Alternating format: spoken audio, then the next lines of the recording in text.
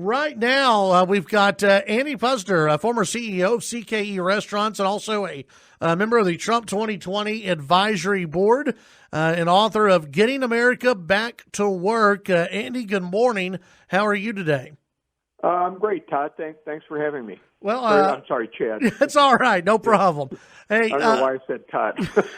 we appreciate you joining us, and let's talk about. Obviously, you've been involved in the restaurant industry.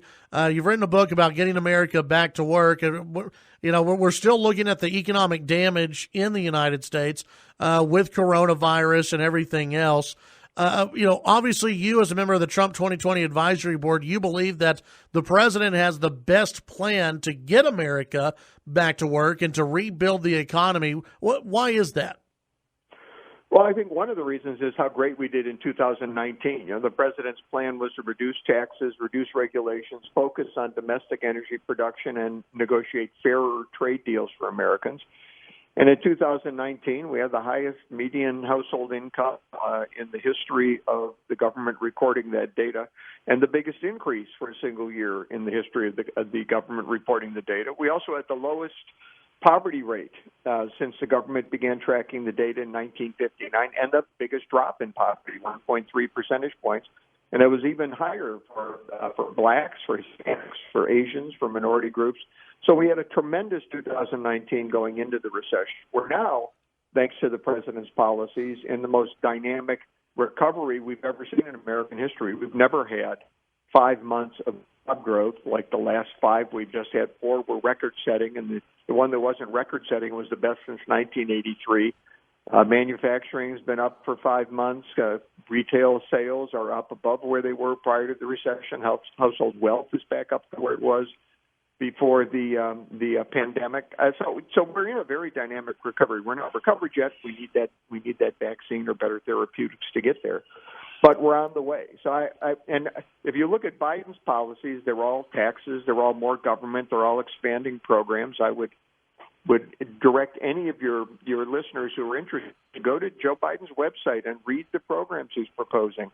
They all involve expanding government. None of them has a message for private sector businesses. None of them has a message for small businesses that says, look, here's why you should hire employees. We're going to cut your taxes. We're going to reduce your costs. We're going to do things that help you out.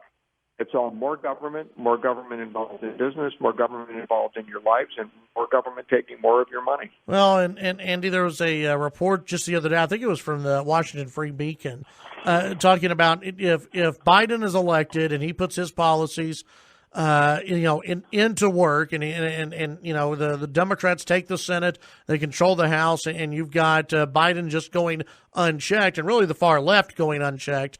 That at least 2 million jobs could be killed off.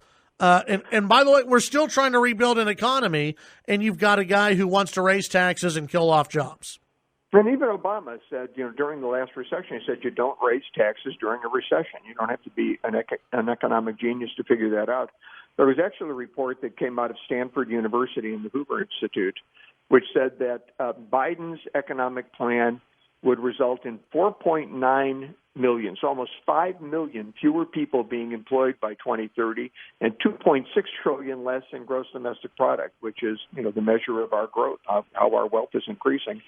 We're about to have the highest quarter-over-quarter GDP again I keep saying in the history of the government reporting this data, but the numbers under Trump are always breaking records.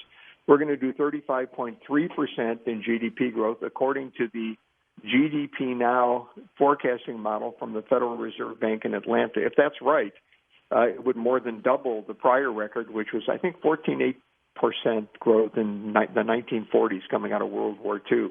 About 35.3% is what they predict. The low end of predictions are in the mid-20s, and even that was well in excess of the prior record. So, look, we're on a roll here, people. If you're thinking about voting for Joe Biden, please don't. It will be a disaster for the economy. And by the way, I want to say one other thing. It's not directly economy related. But a lot of people are considering not voting for Donald Trump because they don't think he's a good guy. They don't think he's a good person. And they want to get somebody in the Oval Office they feel better about. I can tell you, I know Donald Trump. Donald Trump is a good guy. You should feel not only good about voting for him, you should be proud to vote for him. If you want to know what kind of man he is and you're wondering what I'm talking about, watch when he's informed about Ruth Bader Ginsburg's death. Yeah. You don't get any teleprompters, no prepared speeches. This is just the man's hearing it for the first time. You don't have reporters interpreting what he's saying or telling you what he's saying or trying to, change what he's saying.